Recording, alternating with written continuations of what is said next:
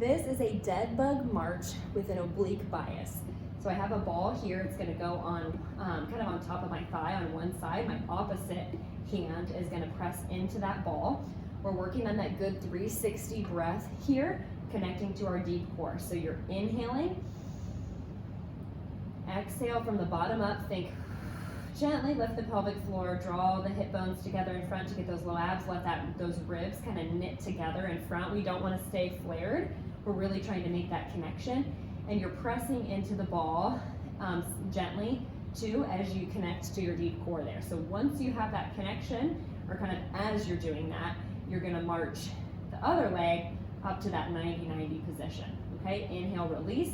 Think inhaling 360 degrees into the rib cage, let the pelvic floor go. Exhale from the bottom up, press into the ball, feel that connection through your ribs and your deep core, your lower abs turning on as you march up.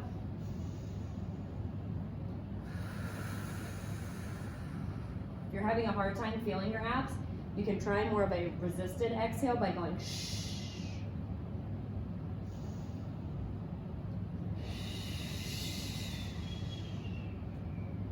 So you want to do this on both sides to really feel your abs connect here.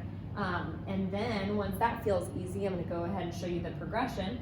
The progression would be bringing this leg up into a 90-90 position, and then when we march the other leg, it's going to come up there too. So a little bit more pressure in the abdomen in this position.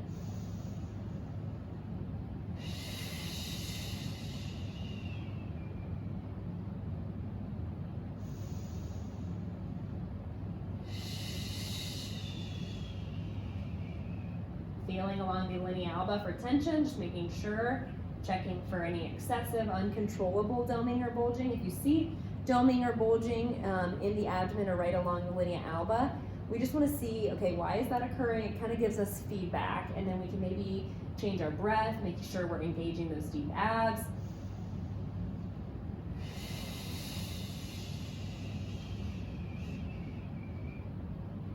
So that's the progression. And you can work on both of those, and then we could work up to doing kind of a full-on dead bug, where now we're comfortable with both legs up into this position. If that feels good, there's so many variations. You can have your hands on a wall, you can be here and just kind of doing tapping. So there's a lot of ways to go from that exercise. But again, we want to make sure we're managing pressure well here. Another tip you can try is kind of find where that arch in your back occurs. And maybe if you're someone who kind of excessively is like this, you'll want to place a real thin towel or pillowcase underneath your low back.